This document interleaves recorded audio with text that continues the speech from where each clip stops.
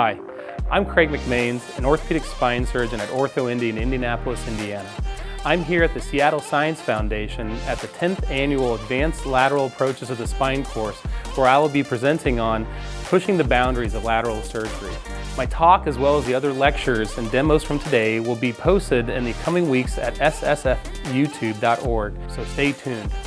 In the meantime, here is what else is coming this week. Tuesday evening, Dr. Jack Digler from the Texas Back Institute will moderate our Spine Arthroscopy Triumphs and Defeats series. Join us Wednesday morning for our STED Talk series, where Dr. Eric Kleinberg will be our featured speaker.